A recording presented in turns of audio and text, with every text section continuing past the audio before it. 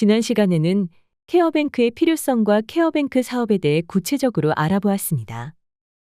이번 시간에는 여러분들이 앞으로 만나 뵙게 될 어르신분들과의 원활한 소통을 위해서 돌봄 대상자에 대한 이해를 돕는 시간을 갖도록 하겠습니다. 그럼 돌봄 대상자의 신체적 특성, 심리적 특성, 사회적 특성, 돌봄 대상자의 영양관리, 약물 사용 주의사항, 계절별 생활안전 수칙에 대해 하나씩 알아보도록 하겠습니다.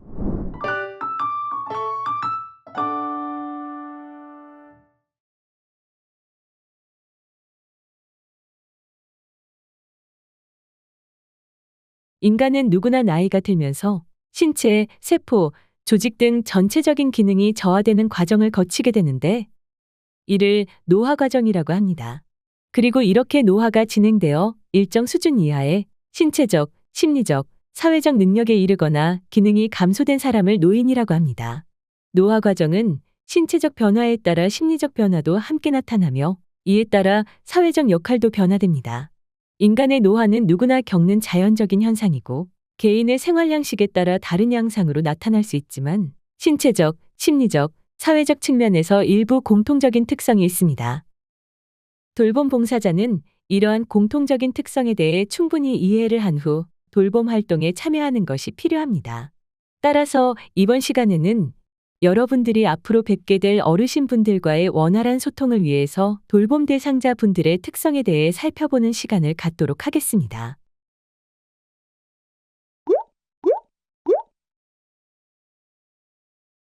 돌봄 대상자의 특성에 대해 알아보도록 하겠습니다. 돌봄 대상자의 특성은 다음과 같이 신체적, 심리적, 사회적 특성으로 나누어 설명할 수 있습니다. 먼저 신체적 특성에 대해 살펴볼까요? 신체적 특성 첫 번째, 세포가 노화됩니다. 이에 따라 뼈와 근육이 위축되어 등이 굽고 키가 줄어듭니다. 또한 피하지방이 감소하여 전신이 마르고 체중도 감소하며 주름이 많아지는 것을 볼 수 있습니다. 두 번째, 면역 능력이 저하됩니다. 따라서 잠재하고 있던 질병이 나타나거나 질병이 발생할 경우 급격하게 상황이 악화되어 죽음을 맞기도 합니다. 세 번째, 잔존 능력이 저하됩니다. 평소 사람들은 생체 능력을 최고한도까지 쓰고 있는 것이 아니며 그중 일부만을 활용하고 있습니다. 잔존 능력이란 일상에서 흔히 필요한 능력 수준과 그 사람이 발휘할 수 있는 최대 능력과의 차이를 말합니다. 이러한 잔존 능력은 긴급한 경우 또는 운동 중에 발휘되어 적응력을 높여줍니다. 노인의 경우 이러한 잔존 능력이 점차 저하되어 적응력이 떨어지고 이에 따라 일상생활에 어려움을 겪을 수 있습니다. 네 번째, 회복 능력이 저하됩니다. 만성질환이 있는 노인은 다른 합병증이 쉽게 올 수 있어서 사소한 원인으로도 중증으로 빠질 수 있답니다. 다섯 번째, 노화는 비가역적으로 진행됩니다. 비가역성이란 주위 환경의 변화에 따라 이리저리 쉽게 변하지 않는 것을 의미하며 환경적으로는 회복 불가능한 상태를 의미합니다. 이처럼 노화는 점진적으로 일어나는 진행성 과정이며 인간의 노력으로 노화의 진행을 막을 수 없습니다. 돌봄 대상자의 신체적 특성을 이해하는 시간이 되셨나요? 앞서 살펴본 신체적 특성에 따라 노인은 질병에 걸리기도 쉽고 만성질환이 있는 경우도 많습니다. 그렇다면 노인성 질환의 특성은 어떠한지 하나씩 살펴볼까요? 첫 번째, 노인성 질환은 단독으로 발생하는 경우도 드물고 하나의 질병에 걸리면 다른 질병을 동반하기 쉽습니다. 두 번째, 증상이 거의 없거나 애매하여 정상적인 노화 과정과 구분하기 어렵습니다. 세 번째, 기본 질병명으로는 구분되지 않고 기능 이상으로만 나타나는 질병이 흔하므로 단순한 식욕부진이나 전신 허약감에도 주의를 기울여야 합니다. 네 번째, 노인성 질환은 원인이 불명확한 만성퇴행성 질환이 대부분입니다. 또한 경과가 길고 재발이 빈번하며 합병증이 생기기 쉽습니다. 노화에 따라 신장 기능이 저하되어 수분과 전해질의 균형이 깨지기 쉽고 이로 인해 의식장애, 심장수축 이상, 신경 이상 등이 발생하기도 합니다. 다섯 번째, 노인은 젊은 사람보다 약물에 더욱 민감하게 반응하기 때문에 약물을 사용할 때 더욱 신중해야 합니다. 노화에 따라 신장은 소변 농축 능력과 배설 능력이 저하되어 약물 성분이 신체 내에 오래 남으면 중독 상태에 빠질 수 있습니다. 여섯 번째, 노인은 질환에 대한 민감도가 높기 때문에 위험 요인에 노출 시 질병에 쉽게 걸리게 됩니다. 일곱 번째, 증상, 경과, 예후 등에서 젊은 사람의 검사 기준을 적용할 수 없는 질환이 많아 초기 진단이 매우 어렵습니다. 여덟 번째, 노인은 질환 자체가 비교적 가벼워도 의식장애를 일으키기 쉽습니다. 뇌졸중뿐 아니라 가벼운 폐렴, 설사 등에도 의식장애가 발생할 수 있습니다. 이와 같이 노인성 질환의 경우 작은 증상도 중증 질환으로 번질 위험이 높고 조기 발견이 어렵다는 특성이 있어 평소 작은 변화라도 세심하게 관찰하고 관리하는 태도가 중요합니다. 아홉 번째, 노인은 혈액순환 저하로 욕창이 잘 발생합니다. 또한 골격근의 수축력 감소로 관절이 쉽게 뻣뻣해집니다. 따라서 관절 구축과 욕창 예방을 위한 세심한 배려가 필요합니다. 열 번째, 노인성 질환으로 일상생활 수행 능력이 저하되면 질환이 치유된 후에도 의존 상태가 지속되는 경우가 많습니다. 따라서 자신의 일상생활은 가급적 스스로 하게 하여 와상 상태가 되지 않도록 도와야 합니다. 11번째, 노인성 질환은 신체적 측면뿐만 아니라 심리적, 사회적, 경제적, 영적 측면이 모두 연관되어 있어 의학, 간호사, 사회심리학, 경제학, 사회복지학 등의 다양한 분야의 총체적인 접근이 필요합니다. 다음은 돌봄 대상자의 심리적 특성에 대해 살펴보겠습니다.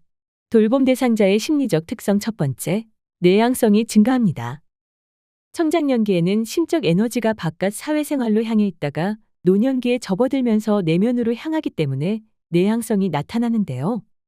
이러한 영향으로 사회적 활동이 감소하고 타인과 만나는 것을 기피하는 등 내향적인 성격이 되어갑니다.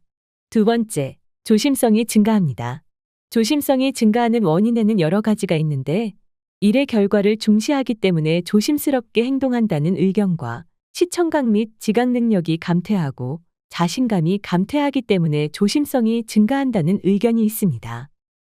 나이가 들수록 질문이나 문제에 대해 대답을 망설이거나 하지 못하며 때에 따라서는 중립을 지킵니다.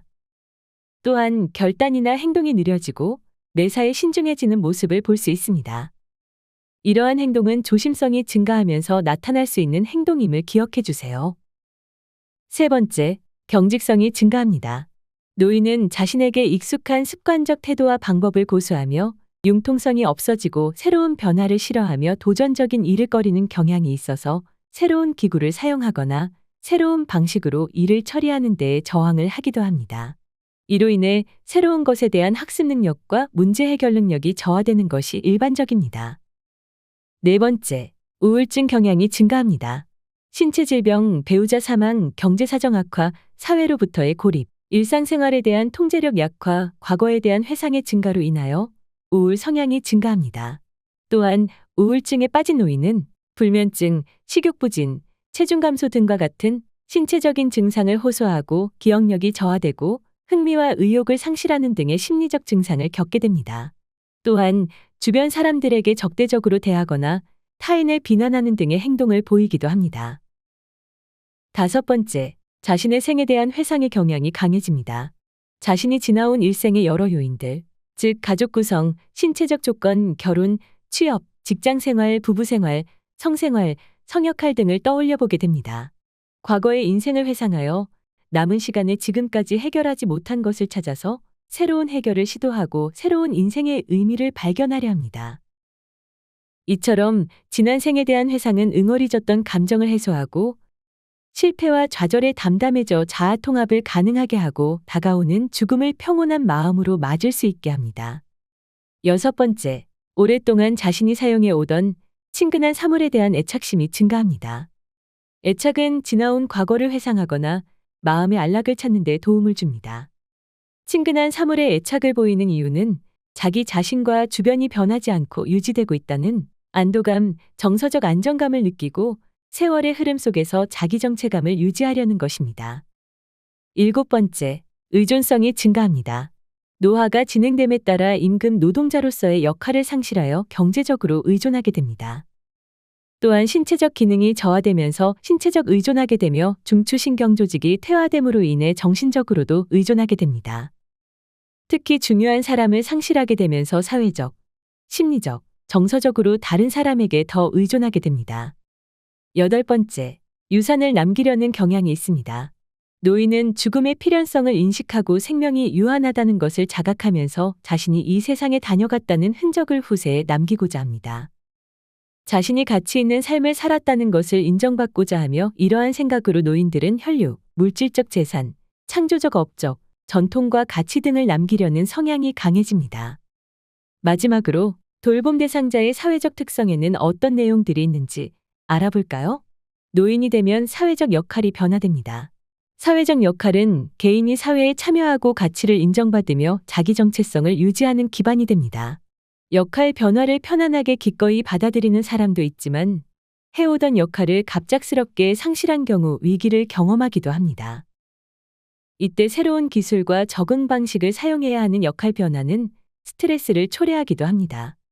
노인은 경쟁 사회에서 노동력의 노화와 생산성의 감소 등을 겪으면서 젊은 세대와의 경쟁에서 뒤처지게 되고 상실감과 고립감을 느끼게 됩니다. 노인에게 가장 흔한 역할은 은퇴자, 친구, 시민, 자원봉사자, 종교인, 동호회원, 서비스 수혜자 등입니다. 노인에게 사회적 역할 변화를 가져오는 대표적인 사건은 역할 상실, 유대감의 상실, 경제적 빈곤, 자녀의 결혼, 사회적 관계 위축을 이야기할 수 있습니다. 따라서 돌봄 봉사자는 돌봄 활동을 통해 변화된 환경 속에서도 돌봄 대상자가 자긍심을 유지하면서 새롭고 만족스러운 역할을 할 수 있도록 돕는 역할을 해야 합니다. 그럼 노인의 사회적 역할 변화 사건을 한 가지씩 자세히 살펴보겠습니다. 먼저 역할 상실에 대해 알아보겠습니다. 노인에게 사회적 역할 변화가 생기는 대표적인 사건은 은퇴입니다. 은퇴로 인해 소득이 상실되어 경제적 빈곤감을 느끼고 동료, 직원들과의 대인관계 축소로 인해 유대감을 상실합니다. 또한 사회적 신분과 지위를 잃어버림으로써 상실감을 경험합니다. 그렇다면 은퇴 후의 삶에 대한 적응에 영향을 미치는 요인은 무엇일까요? 요인으로는 건강 수준, 경제 상태, 학력, 퇴직 시기, 퇴직 의도 등이 있습니다. 정상적인 퇴직에 비해 너무 일찍 퇴직했거나 너무 늦게 퇴직한 경우 정서적 고통을 더 많이 경험할 수 있으며 뜻하지 않게 비자발적으로 퇴직했을 경우 자발적인 경우보다 스트레스의 정도가 더 높고 정서적 만족도나 적응 수준이 낮을 수 있습니다. 또한 기타 개인의 성별, 성격 특성, 직업 만족도, 대처 자원, 은퇴 이전의 생활 양식, 가치관도 은퇴의 적응 정도에 영향을 줍니다. 따라서 직장 생활을 하면서 여가 활동을 잘했던 사람은 상대적으로 은퇴에 잘 적응하게 됩니다. 두 번째, 유대감이 상실됩니다. 노인은 직장에서 퇴직하면서 사회적 관계도 줄어듭니다. 친척이나 친구 관계도 소원해지고 그들과의 유대감도 줄어들거나 없어집니다. 단순화된 관계 속에서 노인은 고독감과 우울감이 증가하게 되고 자살까지 발생하기도 합니다. 세 번째, 경제적 빈곤입니다. 노인은 대부분 자신이 일하던 직장에서 퇴직하여 여가 생활이나 새로운 일을 수행하게 됩니다. 하지만 노후 생활을 위한 연금이나 노후 자금이 없는 경우에는 경제적 빈곤에 놓이게 됩니다. 네 번째, 사회적 관계가 위축됩니다. 노인은 신체적 노화를 경험하면서 복합적이고 만성적인 질환을 갖게 됩니다. 고혈압, 당뇨 등의 만성 질환은 다른 질환과 복합되어 나타나면서 신체적 기능을 쇠퇴시키고 그로 인해 사회적 관계에서도 부정적으로 적용하기도 합니다. 지금까지 살펴본 바와 같이 노인은 신체적 능력이 쇠약해지면서 일상생활에서 배우자나 타인에게 의존도가 높아집니다. 또한 사회적으로 역할이 상실되는 퇴직 혹은 배우자와의 사별 등으로 사회적 지위 및 역할이 축소되며 심리적으로 소외, 고독 등을 느끼기 쉬운 상태가 됩니다. 이렇게 변화되는 환경 속에서 돌봄 대상자에게 가장 중요한 사회적 체계는 가족관계입니다. 현대사회로 들어서면서 고령자 가구 유형은 점차 변화하고 있습니다. 기혼 자녀와의 동거는 줄어든 반면 혼자 살거나 노부부끼리만 사는 세대가 늘어나는 추세입니다. 통계청의 2023년 고령자 통계에 따르면 2023년 기준 65세 이상 고령자 가구 중 부부 가구는 35.3%이고 1인 가구는 36.3%에 이릅니다. 이러한 가족 구성원의 변화에 따라 가족관계에도 변화가 생기고 있습니다. 변화를 부부관계, 부모, 자녀관계, 고부관계, 조부모, 손자녀 관계, 형제 자매 관계로 나누어 하나씩 자세히 살펴보도록 하겠습니다. 먼저 부부관계의 변화에 대해 보겠습니다. 자녀가 독립해 나가면서 빈둥지 시기가 되면 부부는 부모로서의 역할에 몰두하면서 소원해졌던 부부관계와 친밀감을 회복하기 위해 노력해야 합니다. 노년기는 한쪽 배우자 혹은 쌍방이 은퇴한 후 대부분의 시간을 함께 보내게 되며 건강 악화에 따르는 재적응이 필요합니다. 노년기 부부의 생활은 여러 가지 측면에서 새로 적응하여야 하며 생활 습관을 수정하고 병든 배우자를 돌보고 배우자의 상실에 대해서도 준비해야 합니다. 그럼 지금부터 이러한 변화에 적응하는 방법에 대해 알아보겠습니다. 먼저 역할 변화에 따른 적응에 대해 알아보겠습니다. 퇴직으로 배우자의 역할이 사회에서 가정으로 돌아옴에 따라 부부간의 관계가 동반자로 전환됩니다. 그래서 융통성 있게 가정일을 분담하는 것이 바람직합니다. 노년기 부부관계를 긍정적으로 유지하기 위해 적극적으로 대화하고 부부 공통의 화제나 취미생활을 만들 필요가 있습니다. 다음은 성적 적응입니다. 노년기 부부관계에서 또 한 가지 관심사는 성적 적응입니다. 우리 사회는 노인이 성적 관심을 보이는 것을 점잖지 않다고 간주해왔습니다. 그러나 결혼 생활에서 성은 자연스러운 일이고 인간 본능의 차원이며 노년기 부부에서도 예외는 아닙니다. 노인 스스로나 사회적으로 노인의 성적 관심과 욕구, 충족을 금기시하는 태도를 바꾸어야 합니다. 활기찬 노년을 위해 활발한 성생활을 유지하는 것도 필요합니다. 끝으로 배우자 사별에 대한 적응입니다. 노인은 가족이나 친한 친구의 죽음과 스트레스를 받는 여러 가지 생활 사건을 경험하게 되어 젊은 사람들보다 죽음에 대해 더 많이 생각합니다. 보통 여성의 수명이 남성보다 더 길기 때문에 대략 70%의 여성이 남편보다 오래 삽니다. 수십 년 동안 결혼 생활을 했던 사람들에게 배우자의 상실은 가장 적응하기 어려운 사건입니다. 배우자나 친구와 사별하는 경우 막연히 느끼던 죽음이 현실화되면서 심한 허무감, 절망감, 고독감을 갖게 됩니다.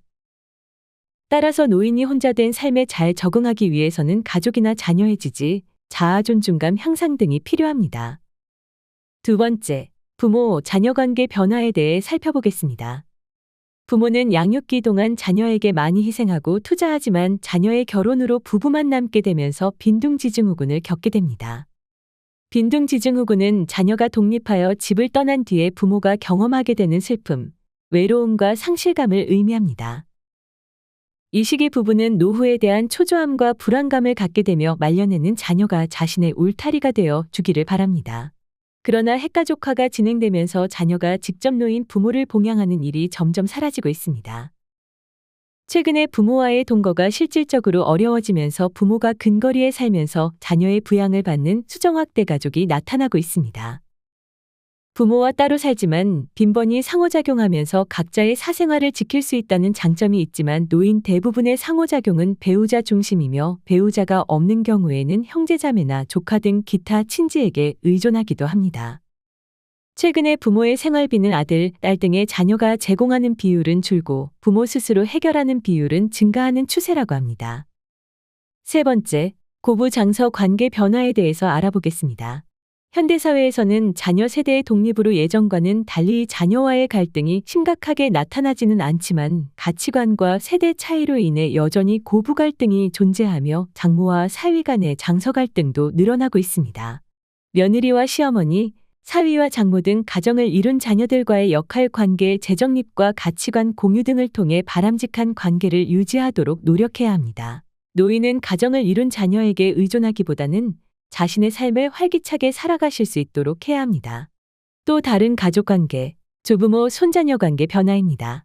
평균 수명이 연장됨에 따라 조부모의 지위를 유지하는 기간이 길어져 조부모 역할이 길게는 40년 가까이 지속됩니다. 대부분의 조부모는 손자녀와의 관계에 만족하며 부모 노릇을 할 때보다 역할에 더 쉽게 적응하는 경향이 있습니다. 노년기의 손자녀는 생애 활기와 탄력을 제공합니다.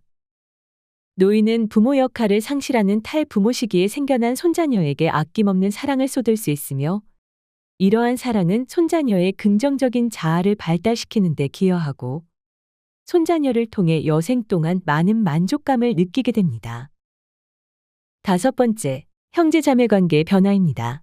형제자매는 일생을 통하여 서로에게 많은 영향을 미치고 상호작용합니다.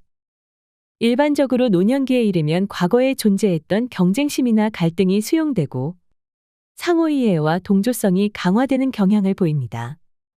이전에 갈등과 불편했던 경험이 있으면 이를 해소하기 위해 서로 노력해야 합니다. 장기 기억이 발달하는 노년기의 특성상 어린 시절의 생활 경험을 통해 심리적 안정감을 공유합니다.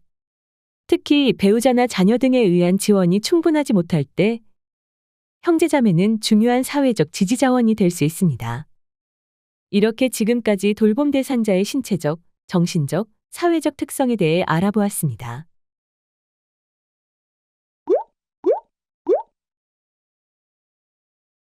앞에서 살펴봤던 돌봄 대상자의 특성을 바탕으로 그들의 건강한 생활을 위해서 돌봄 봉사자로서 우리가 반드시 알아야 하는 돌봄 대상자의 영양관리, 약물 사용 주의사항, 계절별 안전수칙에 대해 배워보도록 하겠습니다.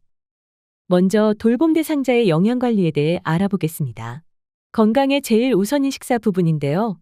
영양 공급이 얼마나 중요한지는 모두 아실 것이라 생각합니다. 적절한 영양은 노인의 건강 유지, 증진의 기본적인 요소이며 질병을 예방하고 기존 질병의 진행 속도를 늦춰 궁극적으로 노인 삶의 질을 향상시켜줍니다. 돌봄 대상자의 영양을 관리하는 방법. 첫 번째, 적절한 칼로리 섭취로 이상적인 체중을 유지합니다. 나이가 들면 기초대사량이 감소하고 활동량도 줄면서 에너지 요구량이 줄어들게 됩니다. 따라서 에너지 과잉 섭취를 피하고 적정한 식사량으로 이상적인 체중을 유지할 수 있도록 해야 합니다. 두 번째, 식사는 규칙적이게 합니다. 균형 잡힌 식생활을 위해서는 규칙적으로 세 끼 식사를 하는 것이 중요하며 소량씩 자주 먹도록 합니다. 식욕이나 소화 능력의 부족으로 한 번에 충분한 양의 식사를 하지 못할 때에는 식사 사이에 간식을 먹는 것이 좋습니다. 세 번째, 각 식품군을 매일 골고루 먹어야 합니다. 고기, 생선, 계란, 콩 등의 반찬을 매일 먹으며 치아가 약하거나 소화가 잘 되지 않으면 부드럽게 요리합니다.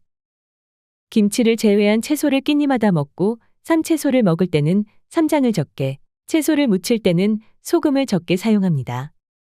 다양한 우유 제품이나 두유를 하루에 한 컵 이상 마실 수 있도록 합니다. 다만 우유를 잘 소화시키지 못하는 어르신은 두유를 마실 수 있도록 합니다. 네 번째, 짠 음식을 피하고 싱겁게 먹습니다.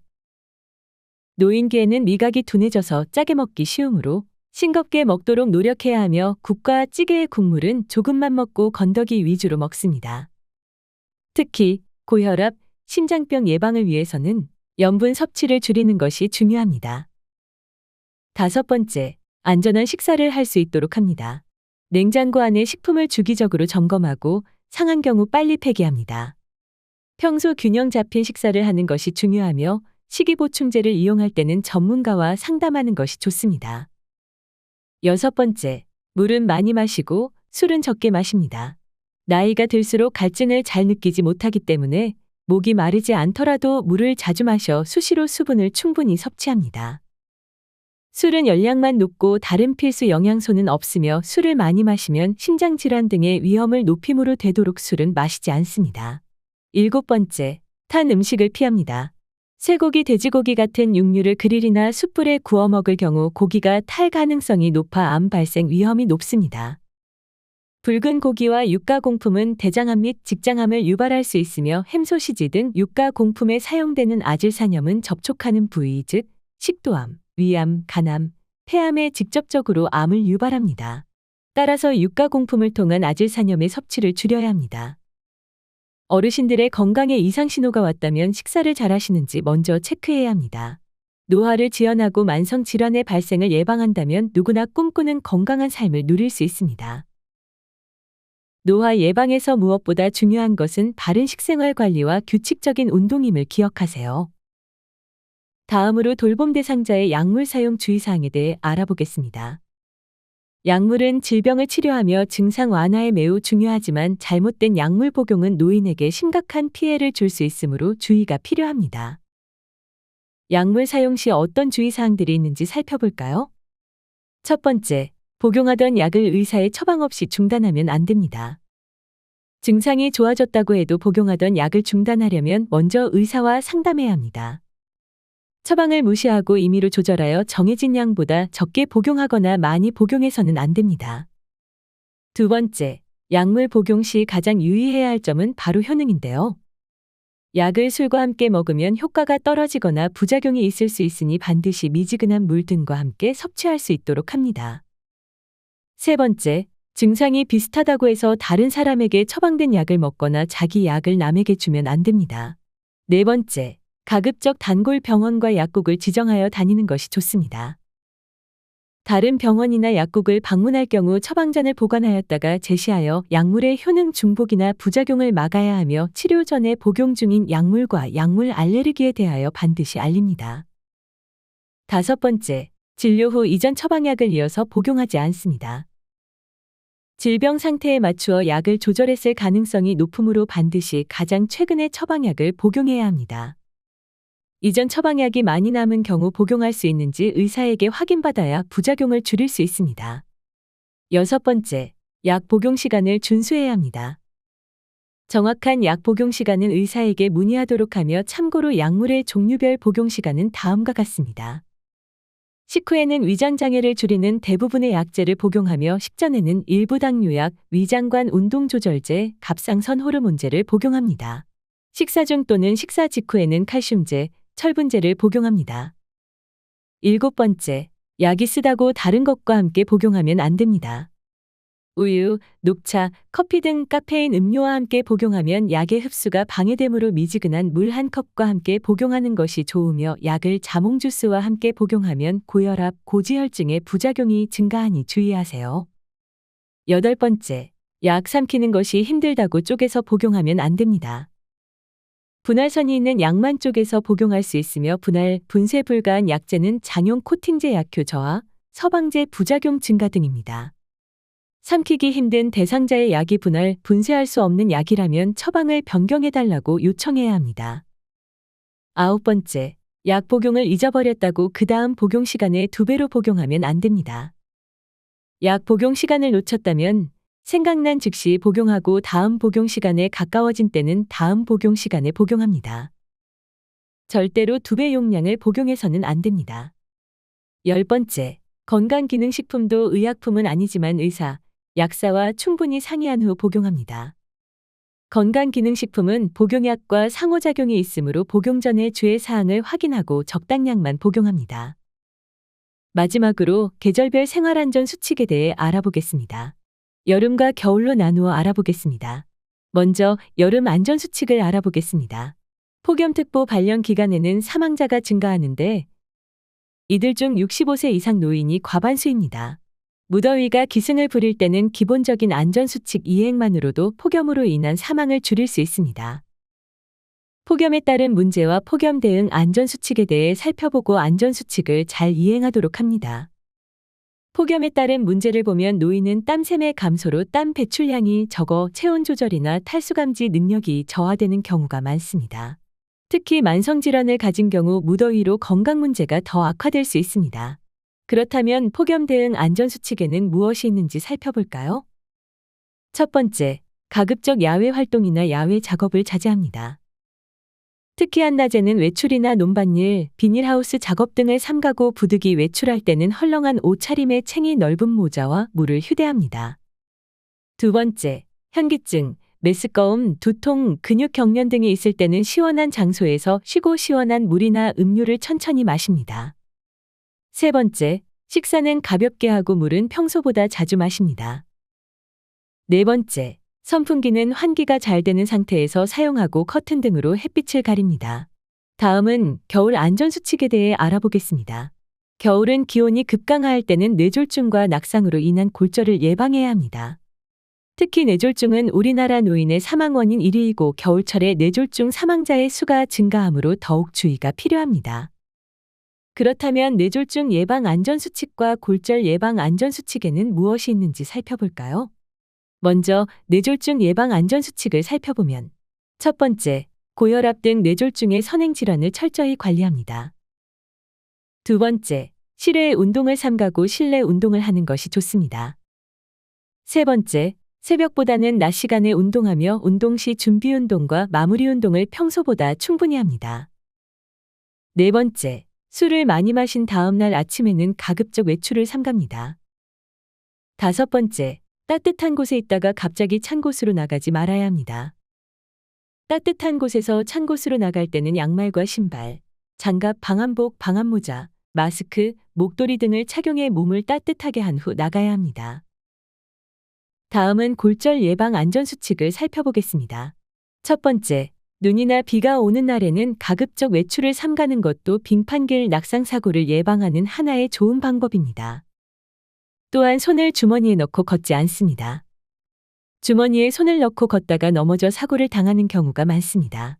머리나 엉덩이뼈에 큰 부상을 당할 수 있으므로 주의해야 합니다. 두 번째, 움직임이 둔한 옷은 피하고 가볍고 따뜻한 옷을 입습니다.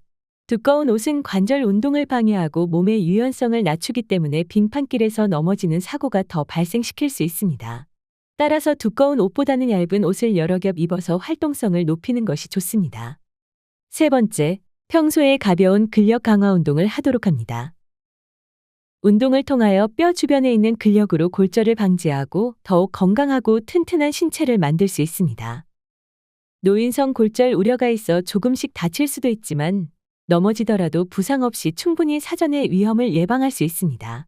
이번 시간에는 돌봄 대상자의 신체적 특성, 심리적 특성, 사회적 특성에 대해 알아보고 더 나아가 가족관계의 변화, 노인의 영양관리, 약물 사용 주의사항, 계절별 생활안전 수칙에 대해 살펴보았습니다.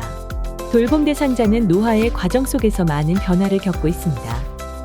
이러한 변화에 두려움을 갖지 않고 노화를 긍정적으로 받아들이고 노년기 생활에 성공적으로 적응하기 위해서는 돌봄 봉사자의 역할이 중요합니다. 다음 시간에는 원활한 돌봄 활동을 위해 반드시 알아야 하는 돌봄 대상자와의 대화법, 마음가짐, 돌봄 활동 시 유의사항에 대해 학습하도록 하겠습니다. 지금까지 돌봄 대상자의 이해에 대해 살펴보셨습니다. 긴 시간 학습해주신 여러분 고생 많으셨습니다. 감사합니다.